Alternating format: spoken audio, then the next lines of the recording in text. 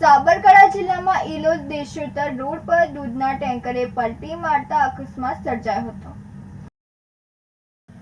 સાબરકાંઠા જિલ્લામાં ઇલોલ દેશોત્તર રોડ પર દૂધના ટેન્કરે પલટી મારી હતી, જેમાં આ દૂધનો ટેન્કર દેશોત્તર તરફથી ઇલોલ તરફ આવતા બાલાજી કંપની મૂનપુર પાટિયા પાસે પલટી મારતા અકસ્માત સર્જાયો હતો અને દૂધ ટેન્કરે પલટી મારતા હજારો લીટર દૂધ વેડફાયું હતું.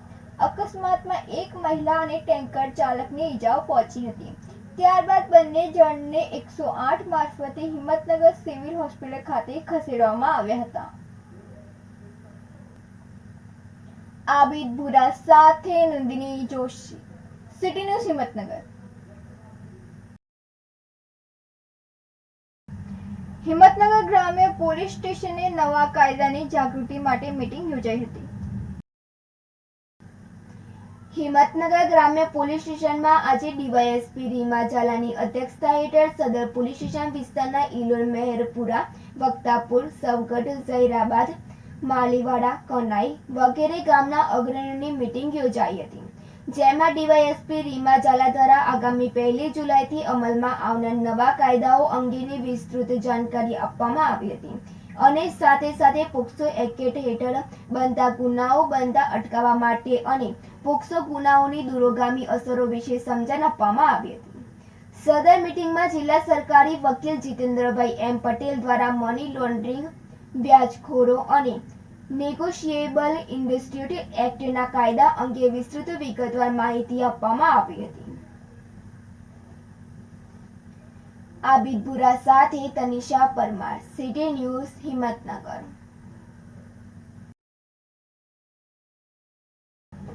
હિંમતનગર તાલુકાના ઇલોલ ગામમાં પહાડિયા વિસ્તારમાં વંજારાવાસમાં બોરની 3 ફેસ લાઇનની કામગીરી કરવામાં આવે તેવી માંગ ઉઠવા પામી છે.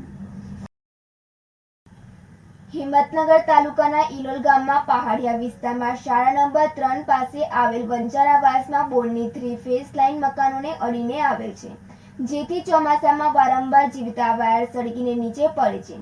સતત 3 ફેસ લાઇનનો વિદ્યુત પ્રવાહ વહેતો હોય લોકોમાં ભયનો માહોલ છવાયો છે. લોકો ઘરમાં રહેતા હોય, કોઈ જાનહાનિ થાય તો તેનું જવાબદાર કોણ?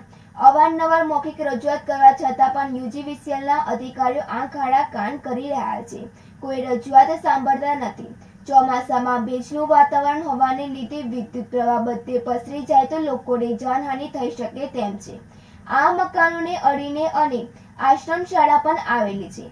તેમાં આશરે 125 જેટલા વિદ્યાર્થીઓ અભ્યાસ કરે છે, જેથી કરી આનો તાત્કાલિક નિકાલ કરી લાઇનને યોગ્ય જગ્યાએ ફેરવામાં નહીં આવે તો મોટી જાનહાનિ થવાની શક્યતાઓ છે.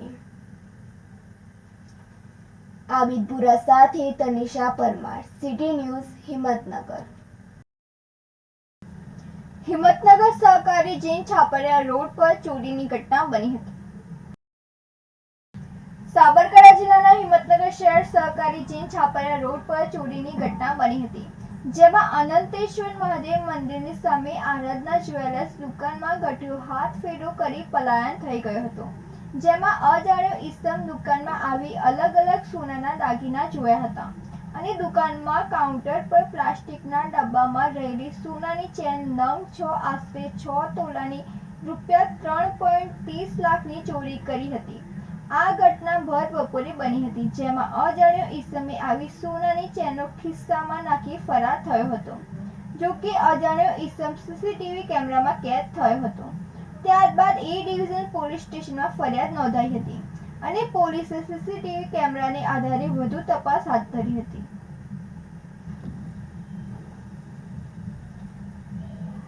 સુરેશ થોડી સાથે નંદિની જોશી, સિટી ન્યૂઝ હિંમતનગર.